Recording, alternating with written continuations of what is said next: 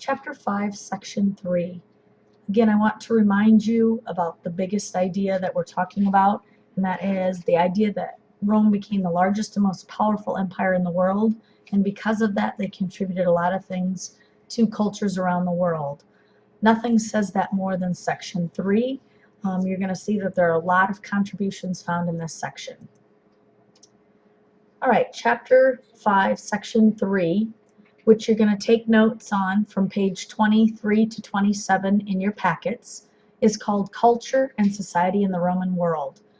First of all, Rome art and architecture was, a lot of those ideas were adopted from Greek, especially certain styles of art.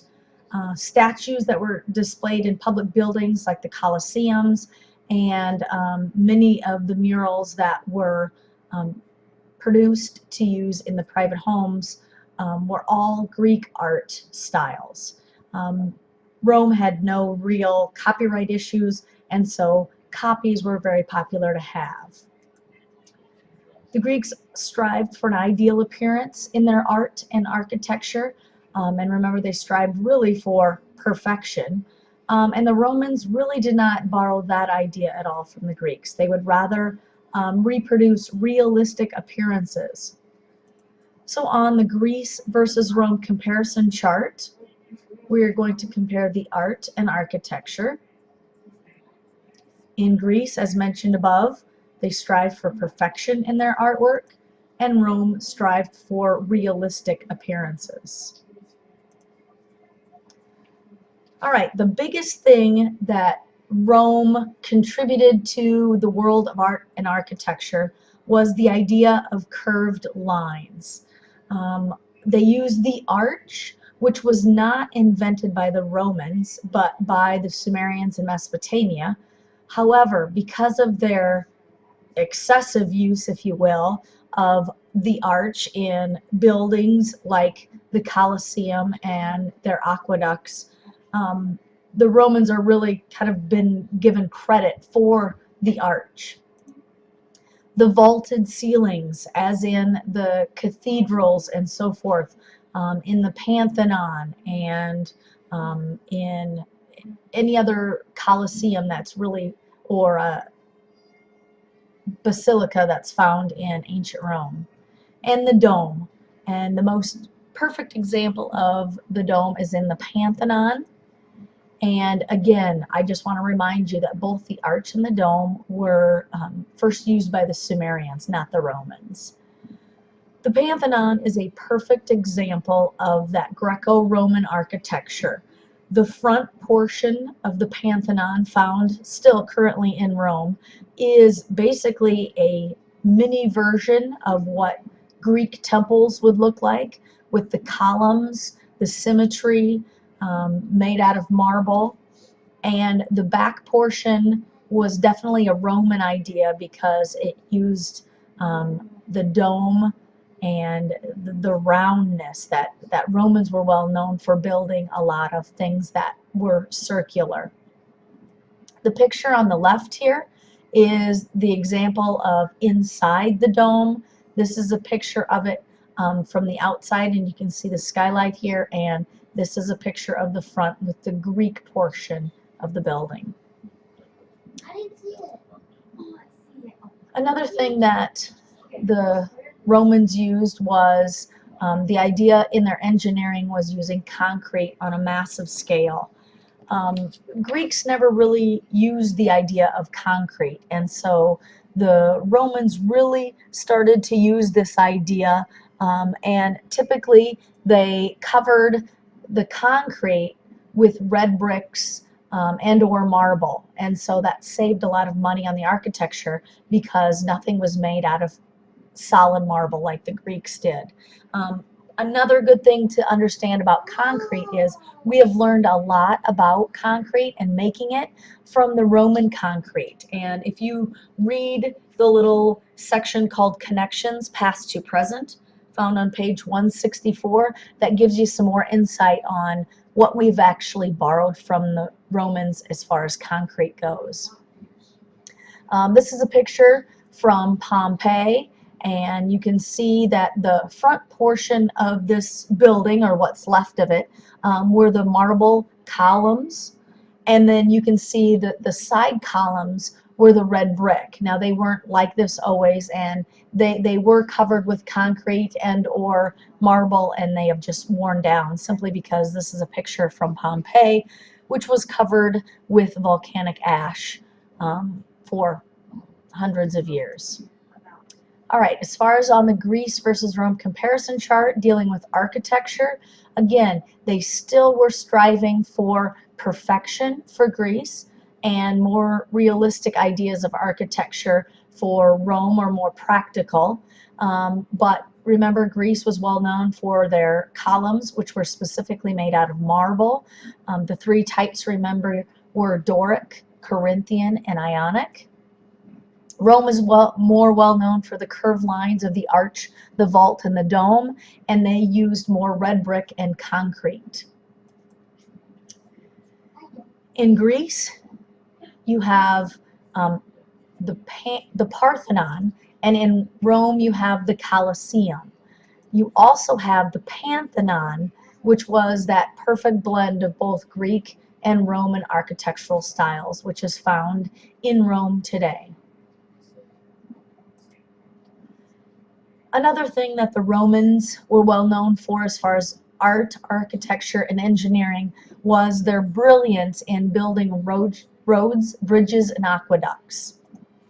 As far as roads go, they had over 50,000 roads that were built. Anytime Rome conquered a new area, they would immediately build roads so that they could get to and from that location, and of course, trade, get their soldiers there for protection, and obviously just simple transportation.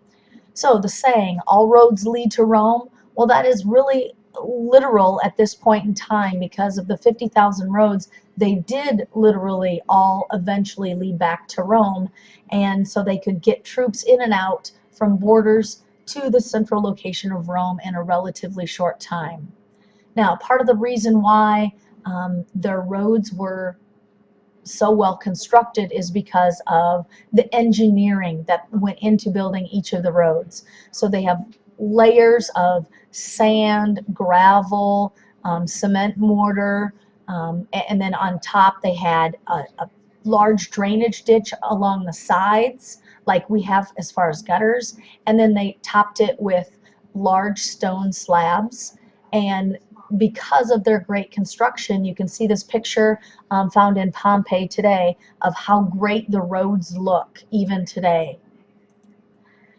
Now, the Romans constructed about 53,000 miles of roads, and our U.S. highway system has only 42,000 miles. So we think we have a lot of roads, but the Romans constructed a lot more roads than we do. Now, we do have other roads that are not included in the highway system, but if we just took the highway system, clearly the Romans would beat us in that competition. Now, the 53,000 miles of roads also would be more than twice the circumference of the Earth. Now, that's a lot of roads. Taking a look at this map, you can see all of the roads that encompass the Roman Empire across 3 continents. The teal green roads were the ones that were the imperial borders, so those were not necessarily roads, but those were borders. And then all of the red lines, some of the purple lines, and even some of the gray lines were roads that were constructed. The red ones tended to be more of the main ones, and you can see that they do all go back to Rome eventually. Now, you of course have to cross bodies of water, but the Romans were also very good at constructing bridges. All right, the other thing that we mentioned besides bridges and roads were aqueducts. And the aqueducts are channels that look like bridges, but basically they were structures that carried water to all the distant locations in the Roman Empire, and the water was channeled across the top portion. And of course they use a lot of engineering to get the water to flow where they needed it to go. And also you can see the wide use of the aqueducts, or of the arches in the aqueducts. There's lots of other pictures in your book, but in On page 147, you can see probably one of the more famous aqueducts, which is still located in France, called the Pont du Gard. Another style of art were the mosaics, and these were tiled pictures. And the mosaics are, a lot of them were religious, but not all of them. So some examples of mosaics that are found in your book. On page 167, there's a picture of the gladiatorial fights that are mosaics with using the small tiles to make a design or a picture. And on 178, there's one of Emperor Constantine. These two pictures here were actually floors, mosaic floors in Pompeii. Another style of art were murals, and murals are basically paintings on the wall. The Romans didn't have canvas or any kind of paintings like that where they would hang them on the walls, so they painted directly on the walls. They're also called frescoes. Both of these paintings are located in Pompeii.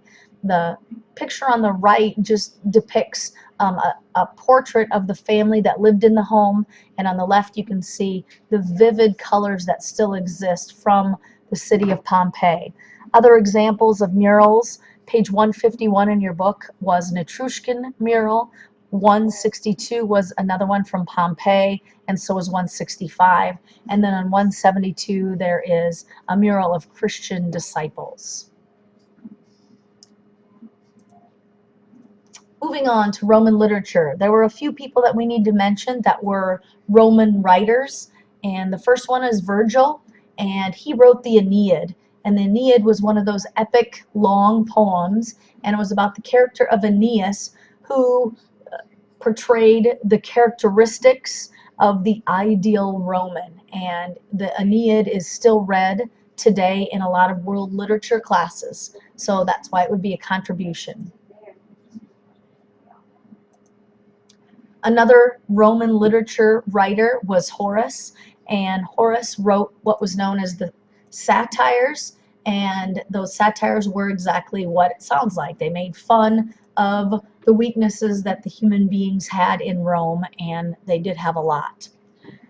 The third person was Livy, and Livy wrote the history of Rome, and this was actually 142 books that traced throughout the history of Rome. Unfortunately, it was not always very accurate, but it did mention just how fabulous and great Rome was, and it just depicted the real perception that people had of Rome about how great it was, even though it wasn't always great. There's an excerpt talking about the book on page 165, and it's the preface, and it goes like this. The study of history is the best medicine for a sick mind, for in history you have a record of the infinite variety of human experiences plainly set out for all to see. And in that record, you can find for yourself and your country both examples and warnings, fine things to take as models, base things, and rotten through and through to avoid.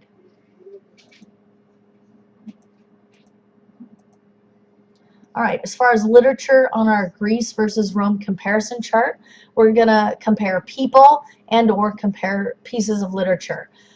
So if you can remember back from the Greek unit, we mentioned quite a few writers in Greek history. Some of them wrote history, some of them wrote comedies, some of them wrote poetry, some of them wrote the tragedies or plays, and so anyone that you can remember. A lot of people tend to remember Homer. You can remember Euripides. You can remember Aristophanes. You can remember Herodotus, whoever it happens to be. In Rome, of course, you have Virgil, Horace, and Livy. And as far as literature goes, some examples of Greek literature that are well known, the Iliad, the Odyssey, both written by Homer, and the story called The Trojan Women, or the Oedipus Rex, written as far as a tragedy. And Rome, you have the Aeneid, the satires, and the history of Rome.